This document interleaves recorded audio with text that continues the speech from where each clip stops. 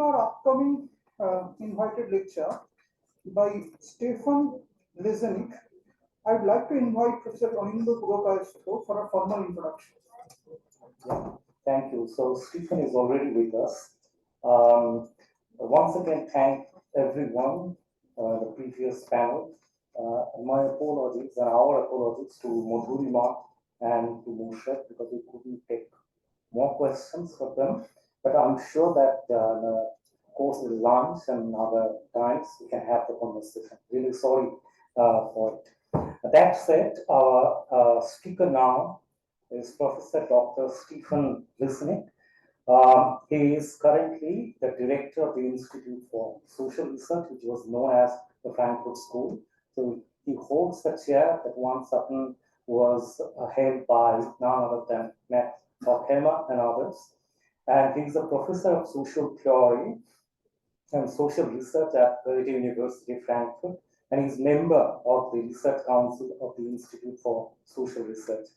I'm not going to the details of his research area. Of course, he's interested, he's working on critical theory, theories of society, political sociology of social inequality, theoretical and empirical aspects of welfare state socialization, analysis and critique of capitalism, social ecology of social transformation. We're really very thankful to Stephan for accepting our invitation at a very short notice. I had the fortune to listen to Stephan in Frankfurt during the Future in Critical Theory conference.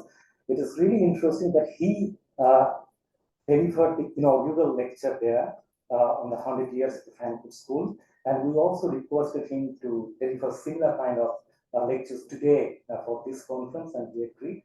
So thankful to him. And now it is over to you, Stephan. Thank you. You have 20 minutes for the talk, yes, and then we can have one or two questions. Thank you. Yeah. Thank you, Anindya. So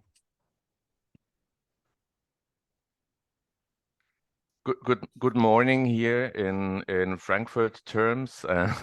Good afternoon there.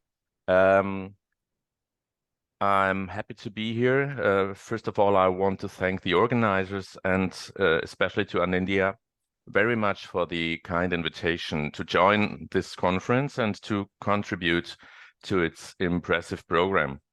I do not take this for granted in the case of a meeting which is explicitly and for good reasons devoted to collect and share contributions to a world critical theory from the global south. However, noteworthy as this invitation is, it is to my mind absolutely convenient because the Institute for Social Research here in Frankfurt has just started an internal process of critically discussing its intellectual tradition in the perspective of the manifest globality of both its subject matter, capitalism with its structural contradictions and its recurrent crises, and its major concern, which is a radical critique of the irrationality of capitalism and of the avoidable suffering it systematically is producing around the world. The admittedly formal rationale for starting this process is the 100th anniversary of the founding back in 1923 of the, in German, Institut für Sozialforschung, which for at least 4 decades can be said to have been the home of critical theory in capital letters, and which to this day is associated and in fact associates itself with the tradition of the so-called Frankfurt School. When the Institute for Social Research published more than 20 years ago now its previous research program, it made the basic conceptual decision in favor of the framework topic of, as it was called back then, the paradoxes of capitalist modernization. To justify this decision, reference was made then, on the one hand, to the radically changed historical context, to the neoliberal transformation of democratic industrial capitalism, which at that time had already been going on for more than 2 decades, and to the system transformation of the former state socialist societies, which had taken place only a decade ago. At the same time, reference was made to the, quote, overwhelming impact of critical theory's own tradition, unquote, which made it seem necessary to grasp the developmental scheme of social modernity not in the classical Marxian categories of contradiction and crisis, but in the category of paradox. This impulse to mentally order, to speak with Max Weber, the social world in a new way by means of a changed conceptualization was furthermore explicitly justified by the fact that, quote, hardly anyone today perceives the social reality of capitalism as the expression of a two-sided clash of interests or of an intensified crisis, end quote. A fact that, quote again, could not simply be ignored by a critical theory on the pulse of its time.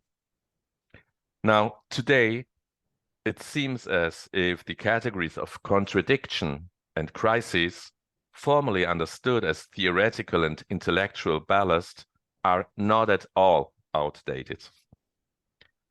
Not only the financialization of the capitalist economy or the digital revolution affecting practically all areas of social life, but also the transnationalization of societies, the imperilment of the material conditions of life and survival of mankind as such, plus the increasingly obvious signs of exhaustion of the democratic institutional order, all make it seem necessary to revise the theoretical and conceptual revisionism that for the Institut für Sozialforschung took shape in the guiding concept of paradox. To place the contradictions and crises of the capitalist social formation once again at the center of a critical theory of society does not mean, of course, to focus solely on the conflict of interests embedded in the capital relationship as a historically powerful force, nor to assume a linear course of crises and to fall prey to a teleology of their necessary intensification. Rather, it means recognizing the structural diversity and complex dynamics of the multiple antagonisms embedded in contemporary capitalism, and taking into account the ongoing contradictory dynamics of their aggravation. The decision made in the previous research program to build on the modernization paradigm and to connect its guiding idea to the theorems of rationalization and individualization, both originating from the heritage of classical European social philosophy, Weber and Durkheim in particular, clearly had its price. This price consisted mainly in the fact that the analysis and critique of contemporary society was largely located within the horizon of meaning of Western modernity itself, its self-description and self-understanding. 2 decades later, today, in times of a thoroughly globalized capitalist formation, critical theory can no longer operate in social and social historical self-reference. Or more precisely, it can do so, but then at the price of theoretical particularism and empirical provincialism. Critical social analysis carried out in Frankfurt in the 2020s has to reflect on its Euro-Atlantic situatedness, and is an urgent need to systematically try to transcend it. It would also have to systematically broaden its time horizon by focusing not only on the historical rootedness of the present in the normative orders and institutional configurations of classical modernity, but also on the anchoring of the process of modernization itself in the structures and dynamics of the capitalist world system and the history of European colonialism. Going back one step further in the history of critical theory, its communicative turn as processed by Jürgen Habermas in the early 1980s may be seen as one of its critical junctures. Not only did Habermas's move pave the way for the effective dematerialization of critical theoretical thinking, relegating class analysis and the logics of capitalist reproduction to a second place, if not to its margins. Beyond that, Habermas's focus on an immanent critique of liberal democracy geared the second generation of critical theory towards an insistence on the political completion of modernity's unfinished project, with the institutional order of the European Union becoming the main object of normative desire and the potential role model of a social democratic design of late modern post-national society. Against this background, it does not seem to be exaggerated to ascertain that critical theory in some way missed globalization. At least in its Habermasian mainstream, it stuck to a certain Eurocentrism, or Occidentalism for that matter, that in a way had defined already most of its first generation representatives. After World War I, incipient critical theory was driven by the puzzle of a failed or absent working class revolution against capitalist domination in Western Europe. From the early 1930s onward, it wondered about the material and psychosocial foundations of fascism and the rise of National Socialism.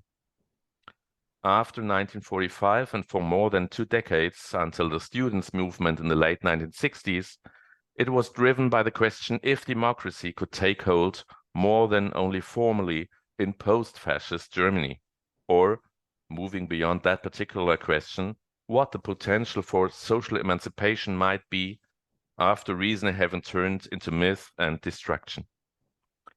From the very beginning and throughout its history then, and in spite of an US-American interlude of almost 2 decades, critical theory of the Frankfurt School had a strongly European complexion, and it has retained it until today. Postulating to investigate the normative paradoxes of capitalist modernization, then, may be said to have been a reflection of this structural bias. Again, the scientific and political agenda centered around an immanent critique of Western modernity, which was accused of having converted individualization and self-determination from an emancipatory promise to an institutional demand. From the perspective of the rest of the capitalist world, such a research agenda must strike as odd and self-referential. For a century now, and in most of its classical and contemporary variants, both Western colonialism and imperial rule on the one hand, and the history of decolonialization and post-coloniality on the other, have been conspicuously absent from the Frankfurt School critical theory of high, late, and latest capitalism. There has not been any major, broader, or long-lasting attempt within it to provincialize Europe and the European historical experience, or to de-Westernize critical theory itself. Until the recent past, the logic of capitalist reproduction criticized by critical theorists has been taken to be synonymous to the logic of Western capitalism. The normative horizon of such a critique is restricted to the timeless catalogue of the ever-same values as transmitted by European Enlightenment, and the empirical point of reference of all its analytical and diagnostical thinking is made up almost exclusively by the social reality, or what is being portrayed as such, of the rich democracies in the global north. Thus, it seems obvious to me that critical theory should have an interest in opening itself what I would call a global sociology. 3 tenets are central to global sociology. First of all, it is relational in its analytical perspective, systematically relating social phenomena at one place of the capitalist world order to what is happening and has happened in other places. For example, relating Western economic success to the exploitation of cheap labor and nature elsewhere. Relating the social structure of life chances in any national society to the changing geo-economic and geopolitical structures of domination. Or relating the potential legitimation of a given political order to the possibility of effectively externalizing the costs and conditions of its stable functioning. Second, global sociology is decentered in its empirical approach, in the sense of systematically, again, taking it into account of the multiplicity of local, regional, national, and transnational entities and practices, making up for the institutional logics and everyday life worlds of real capitalism.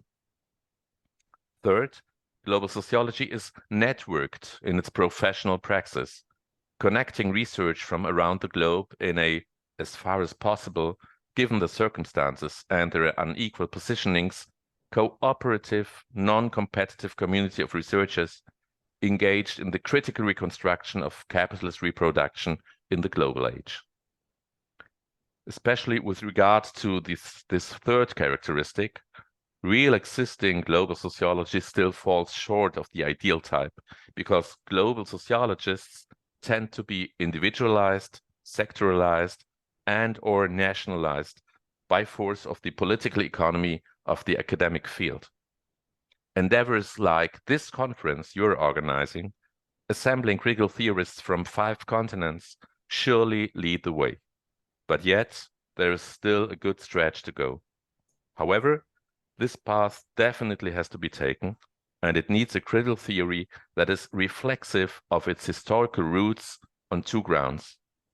On the one hand, critical theory could serve as a corrective to identifying a revolutionary subject around every corner, thus keeping a politically engaged global sociology away from wishful thinking just as much as from an uncritical co-fraternization with the social movement of the day.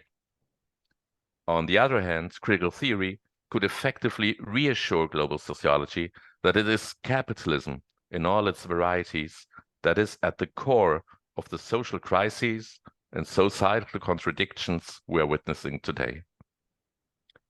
The greatest strength of a critical theory of global capitalism lies in the fact that it points to the inextricable link existing between capitalism's economic productivity on the one hand and its social and ecological destructiveness on the other. It is this connection between economic productivity and social and ecological destructiveness that has brought the world to the brink of the abyss. The task of the world critical theory is to unveil this connection and to reveal its functional unsustainability and its social insupportableness. Thank you.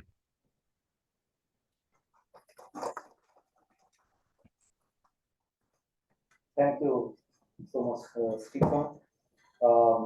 You did talk about opening it up for what you call global sociology, and mentioned about the empirical provincialism which has been practiced over the years, and finding fault with that, and talking about how to transcend it. And you also extensively and fundamentally talked about the capitalist world system, which has been the root cause for all the problems that we witness today. I know that there will be many questions, but we can take 2 questions. And I'm really, yeah. So we have guests and scholars joining both through Zoom as well as in the room. And Professor Nadia Bo Ali has a question, so I request Nadia first to have her question, and then we can have another question from the audience. Over to you, Nadia.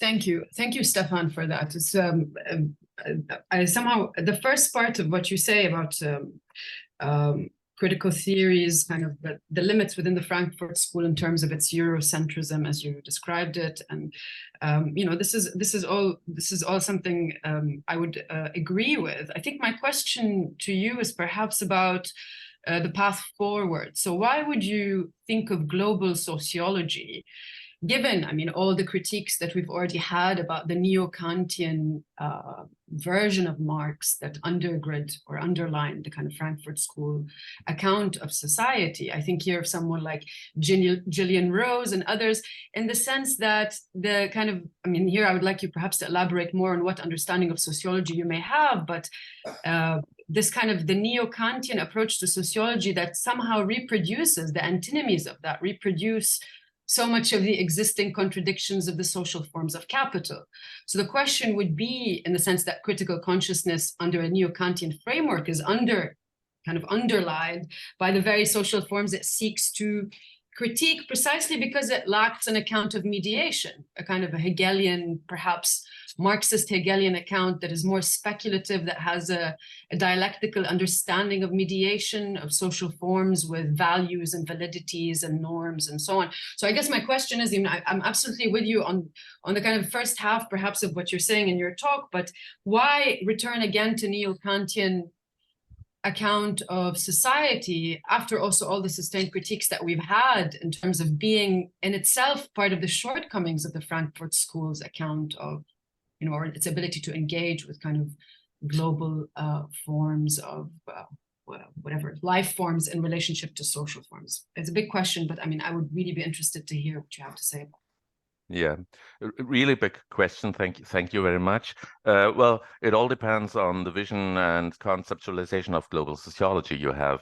I would think of global sociology in terms of a sociology of the, well, dialectical configuration of structure and practice. So I'm in my own empirical research, I'm an researcher of the empirical practices of everyday action of people embedded in the social structures, not only of capitalism, but of democracy, of the institutional order, of the local, regional, national context. And in this way, there is a sort of dialectical mediation between the structures people are operating in and the practices, again, having an impact on the structures of everyday life. So I don't know if this is neo-Kantian, but it surely is Marxian in the way, in the sense that I see a dialectic of the structural conditions, the material conditions of everyday practices, and the possibilities of everyday practices of, having a say in the reordering of the social order and of social structures. Though there is a dialectical mediation, and part of the story is, as I tried to develop, relationing not only structures and practices at one place of the world institutional order, but relating them across settings and sites of action. So I think dialectical mediation of structures and practices is at the very core and the center of my approach to global sociology.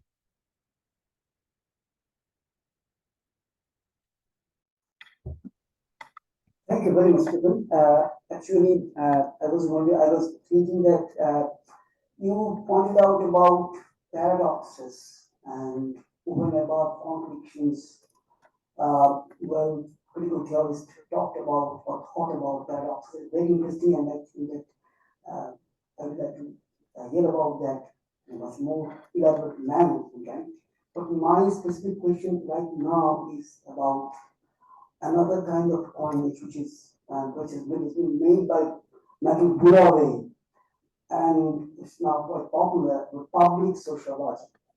I was thinking that ideation, the global sociology, it has got some kind of resonance with that public sociology, but public sociology, at least if I understood rather properly, is always inviting publics to enter into the theoretical, or rather, I will not say intellectual domain as such, but broadly speaking, it is true intellectual domain.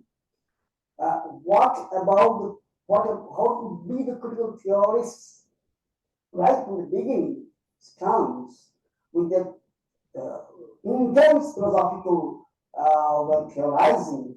How would they and how would you right now look at that kind of stance which Buare from US is talking us about?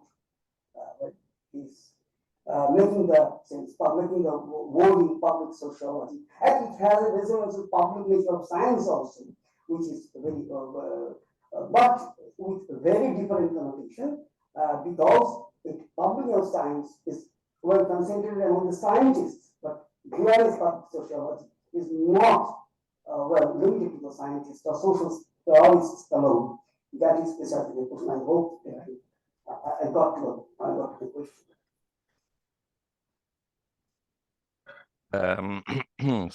Sorry, the sound is very, very bad. I don't know. I'm not sure if I got your question right. It's I got that it's about public sociology, but I'm afraid I didn't get the real point of the question. But it's only because of the sound of the mic is at least as I can hear it here is very, very bad. Then I'm repeating, well, as far as I understood, Burave's public sociology, where stands about public sociology, it invites publics to enter into the domain of debates. Yeah. And it's not kind of, it is completely against any kind of gatekeeping. And I will never say that Frankfurt theories or critical theories had any, including gatekeeping, never. But their intense philosophizing was a kind of was not always very easy to enter into for the publics, quote unquote.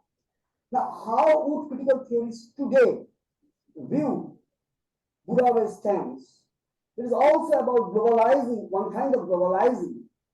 Though globalizing and publicizing is not the same thing, but when one speaks about public sociology today into this globalized world, it cannot do away with globalization.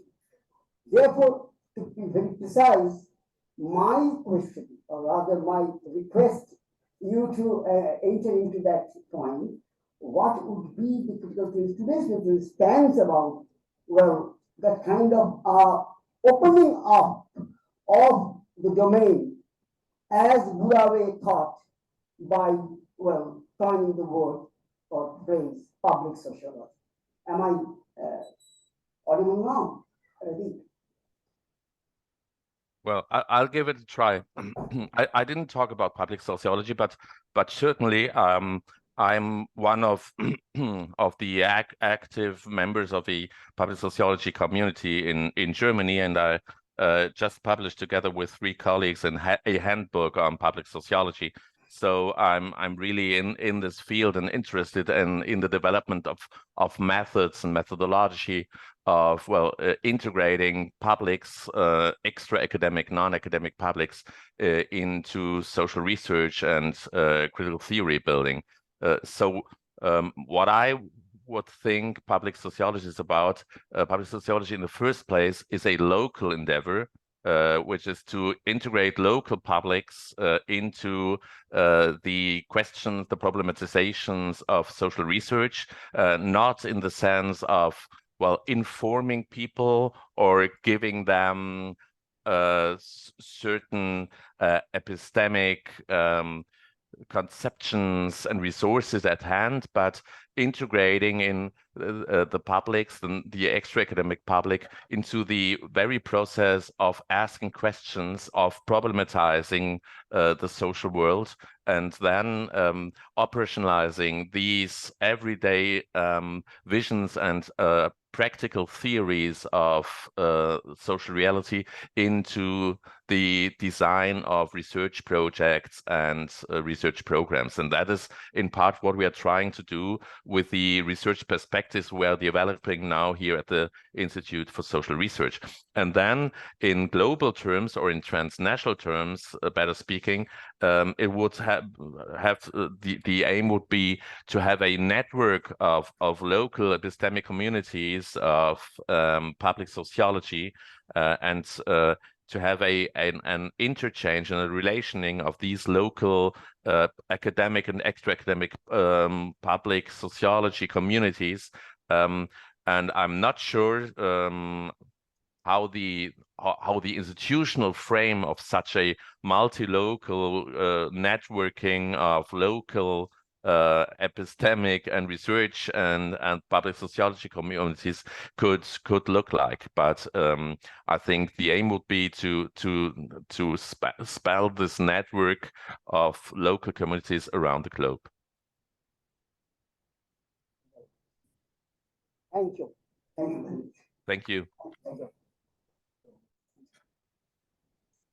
Hi, Stephan. Thanks a lot for that talk.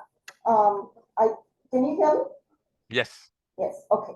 So first, I just wanted to thank you for pointing towards the role of Habermas in underlining a kind of Eurocentrism that has marked critical theory. And I think for many people around the world, nothing made that more obvious than Habermas's public statements about the current war. I think that really underlined an extremely Eurocentric vision. But my question to you is, in terms of the project of a critique of global capitalism, this goes back to the questions that were asked before. Don't you think that we need to take into account the question of desire? You yourself mentioned earlier in your paper that in some ways the question of the objects of desire is extremely important.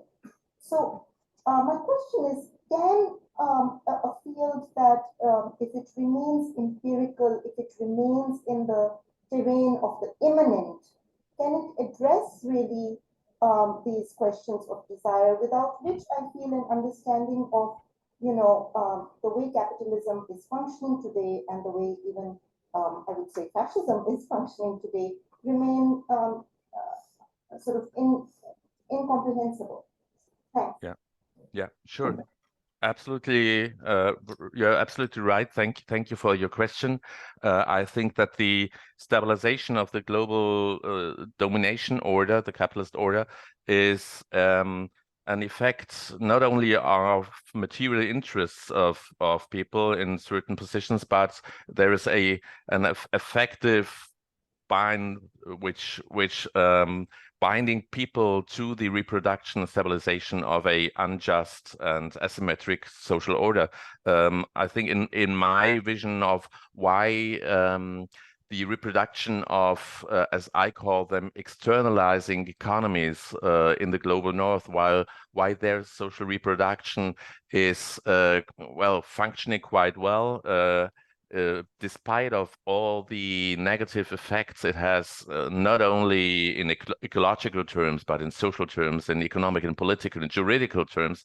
One of the explanations is that people are, stuck into an effective regime that binds themselves to the existing social order. So desire is, I think, both a category of explaining the stability of a order of domination and for heading for an explanation of how this order could be transcended and transformed. So the politics of desire, in a sense Marcuse discussed already, is certainly one of the central elements of a critical theory today. Yes.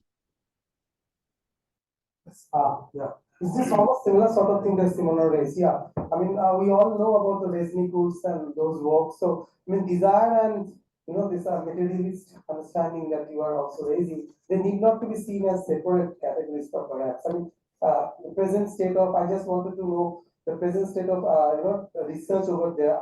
I mean, are you thinking of that sort of research where you can, entangle both these, these two poles of the question of critiquing capital and then, of course, relating it to the issue of the desire as well. So it's just related to what Shimona raised. Yeah, if I got it right, yes, I'm thinking of a critical theory of well, the global configuration of capitalism and capitalist social relations in both terms, in terms of an effect regime and a material regime, and that the interactions and interlinkages between the effective and the desire part of the story and the material interests and the material interests which are well integrated into the institutional order and which makes it so difficult to transcend it. I would say that there would have to be a merge of these both perspectives in a critical theory. Yeah. And what about the rethinking Marxism groups, the question that they raised, the class processes, instead of understanding just simply capital, or if you just disaggregate that and think about different sorts of class processes across the globe and what sort of, material questions it throws out. So have you, I mean, you're also thinking on that, in that direction, in what is coming out from Frankfurt School? Yeah, yes. If I well, really, it's not too easy to hear and understand you here in Frankfurt. But if I got it right, yes. This critical, my reorienting of, or my guess of how to reorient critical theory would be to decentralize and differentiate the class analysis and class politics as well. So as I said, obviously it's not coherent anymore to think of a classical two parts and two positions antagonism ruling all the social relations in the capitalist world order, but we would have to differentiate on both sides, on the capital side and on the labor side, and not only include precariousness, informality, and transnationality into the analysis of class relations on the labor side and internal and horizontal class relations, but the fractioning of capital as well. And this forms a really complex social relation of capital or capital labor, which hasn't been grasped, I think, so far by neither by classical nor by contemporary critical theory. Thank you so much. Thank you. Can I have one question? Hello. Oh yeah, Motion, yes. Please go ahead. Make it quick. Make it quick. Thank you, Stephan, for your thoughts. You talked about global sociology and the empirical provincialism. My question is, when you talk about empirical provincialism, is not there also a need to open up to the thought geographies, to the epistemic, contributions from outside Europe? Because in your theorization, it seems that the epistemic agency or theoretical agency is always with the West, and the non-West will provide the empirical data. So this is one question. My second question is, Frankfurt School theory is criticized for its aporia, or I mean its lack of engagement with the question of colonization. The thing that we are have seeing unfolding before us, in the Israeli Gaza conflict, same kind of colonization is going on. I would like to hear the Frankfurt School's take on that. Thank you. Thank you. When on the first question, and obviously I can understand the questions formulated by Zoom very much better than the those formulated by the public at your site. Thank you very much for the first question, and absolutely I absolutely agree. I was talking in one of the dimensions of how to reorient critical theory in global terms of the empirical opening of research, and obviously the epistemic opening is a step which has to be, well, central and preliminary to this empirical opening. And me myself, well, I have strong connections more to the Latin American community of critical theorists, and I think, for example, in Latin America, there's so much going on, has been going on for the last decades, and is currently going on in terms of, well, revitalizing critical theory. That this epistemic openness and opening of European Frankfurt style critical theory is really central to the whole endeavor. And on the second question, I would well, refrain from formulating a position of the Frankfurt School, but because there certainly isn't a position of the Frankfurt School of the critical theoretical thinking in the tradition of the Frankfurt School on the Israel-Palestine conflict. There have been other actors here in Frankfurt who have published a statement on principles of solidarity, and if you possibly have read it and read the reaction of other critical theorists in Germany and beyond, you will see how, well, explosive this field is of well, positioning oneself or parts of the community towards questions of solidarity and questions of these relations in that case. So I wouldn't dare to take a position in terms of the Frankfurt School at this point. Sorry. I understand. Thank you. Thank you. Thank you, Stephan, for the talk, and thank you everyone for the interaction. So we close it here, this session. Thank you once again, Stephan, for your talk. Thank you, and yeah. The conversation will continue.